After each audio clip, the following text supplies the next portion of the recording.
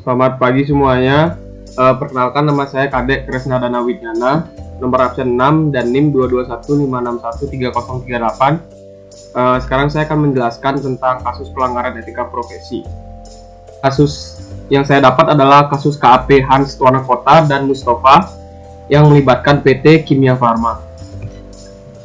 Kita masuk ke pembahasan terlebih dahulu. Jadi sini ada 3 jenis pembahasan. Yang pertama ada jenis pelanggaran, yang kedua ada penjelasan pelanggaran, dan yang ketiga ada kode etik yang dilanggar.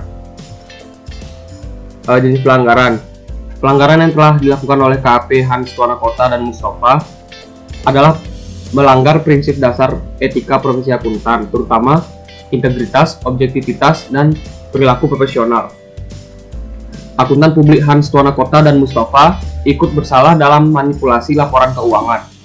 Karena sebagai auditor independen, akuntan publik Hans Twanakota dan Mustafa, atau yang disingkat dengan HTM, seharusnya mengetahui laporan-laporan yang diauditnya itu apakah berdasarkan laporan fiktif atau tidak.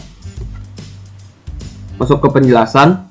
Jadi kasus ini bermula dari ditemukannya hal-hal sebagai berikut.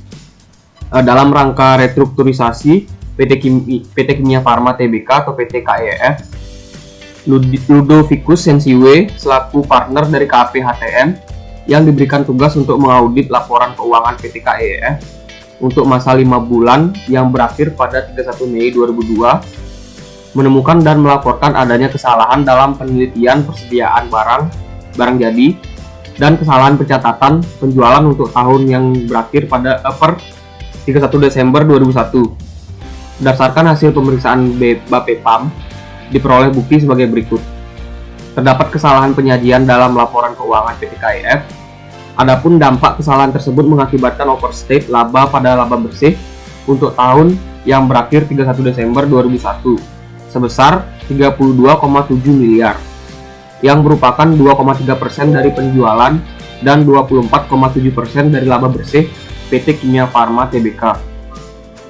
Sehubungan dengan temuan tersebut, maka sesuai dengan pasal 102 Undang-Undang Nomor 8 Tahun 1995 tentang pasar modal, pasal 61 Peraturan Pemerintah Nomor 45 Tahun 1995 JO, pasal 64 Peraturan Pemerintah Nomor 45 Tahun 1995 tentang penyelenggaraan kegiatan di bidang pasar modal, maka PT Kimia Farma atau Persero Tbk dikenakan sanksi administratif berupa denda yaitu sebesar 500 juta rupiah. Kode etik yang dilanggar itu termasuk ke seksi 220 yaitu penyusunan dan penyajian informasi. Nah, yang di sini seksi 220 itu akuntan dalam organisasi tempatnya bekerja terlibat dalam penyusunan dan penyajian informasi baik di dalam dan di luar organisasi.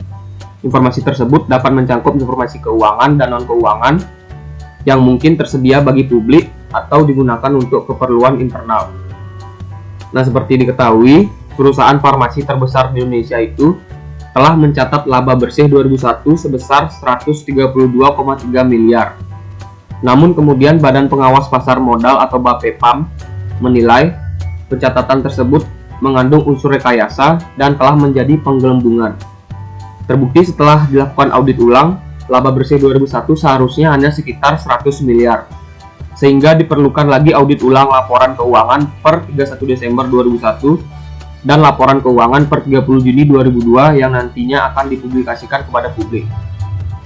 Nah, selanjutnya untuk tanggapan saya pribadi, menurut saya dengan adanya kasus seperti ini terutama melibatkan salah satu KAP besar di Indonesia, membuat publik terutama menjadi kesulitan untuk menemukan KAP mana yang bisa dapat dipercaya. Tentunya semua pihak berharap agar tidak ada lagi kasus seperti ini. Untuk itu, diperlukan kerjasama lagi di antara pihak pemerintah, Ikatan Akuntansi Indonesia, maupun akuntan publik sendiri untuk bersama-sama membangun kepercayaan publik kembali terhadap profesi akuntan. Itu saja yang bisa saya sampaikan. Jika ada salah kata, mohon maaf. Terima kasih.